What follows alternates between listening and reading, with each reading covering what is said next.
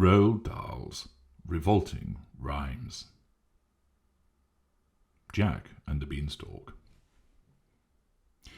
Jack mothers said, "We're stony broke. Go out and find some wealthy bloke who'll buy our cow. Just say she's sound and worth at least £100. But don't you dare to let him know that she's as old as Billy O."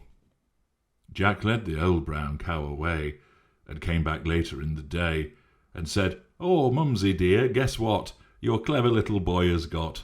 I really don't know how, a super trading for our cow." The mother said, "You little creep, I'll bet you sold her much too cheap." When Jack produced one lousy bean, his startled mother, turning green, leaped high up in the air and cried, "I'm absolutely stupefied, you crazy boy! Do you really mean you sold our Daisy for a bean?" She snatched the bean, she yelled, "You chump!" and flung it on the rubbish dump. Then, summoning up all her power, she beat the boy for half an hour, using, and nothing could be meaner, the handle of a vacuum cleaner. At 10 p.m. or thereabout, the little bean began to sprout. By morning it had grown so tall you couldn't see the top at all. Young Jack cried, "Mum, admit it now, it's better than a rotten cow." The mother said, "You lunatic, where are the beans that I can pick? There's not one bean, it's bare as bare." "No, no," cried Jack, "you look up there. Look very high and you'll behold, every single leaf is solid gold." By gollikins, the boy was right.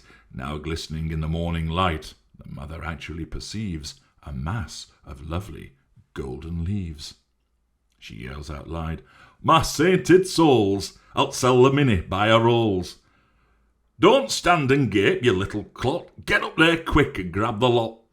Jack was nimble, Jack was keen. He scrambled up the mighty bean. Up, up he went without a stop.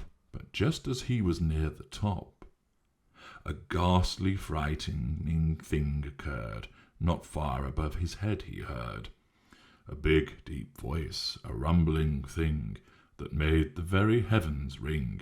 It shouted loud, "Fee, fi, fo, fum, I smell the blood of an Englishman." Jack was frightened, Jack was quick, and down he climbed in half as nick. "Oh, Mum," he gasped, "believe you me, there's something nasty up our tree. I saw him, Mum, my gizzard froze, a giant with a clever nose." "A clever nose?" his mother hissed. "You must be going round the twist. He smelled me out, I swear it, Mum. He said he smelled an Englishman." The mother said, "And well he might. I've told you every single night to take a bath because you smell. But would you do it, would you, hell? You even make your mother shrink because of your unholy stink."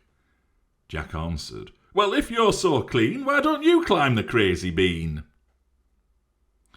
The mother cried, "By gad, I will.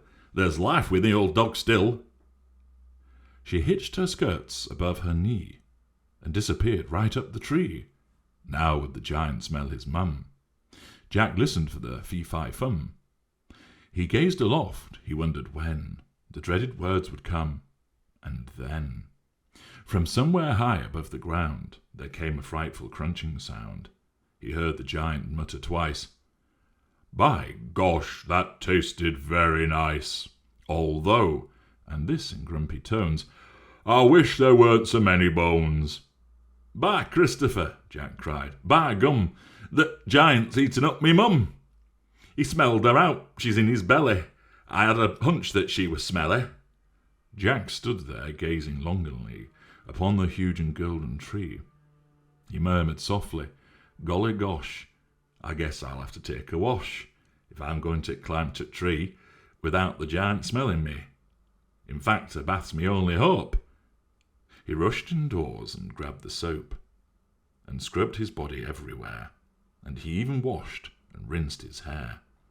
He did his teeth, he blew his nose, and went out smelling like a rose. Once more he climbed the mighty bean. The giant sat there gross, obscene, muttering through his vicious teeth, while Jack sat tensely just beneath, muttering loud, "Fee, fi, fo, fum, right now I can't smell anyone." Jack waited till the giant slept, then out along the boughs he crept, and gathered so much gold, I swear, he was an instant millionaire. "A bath," he said, "does seem to pay. I'm going to have one every day."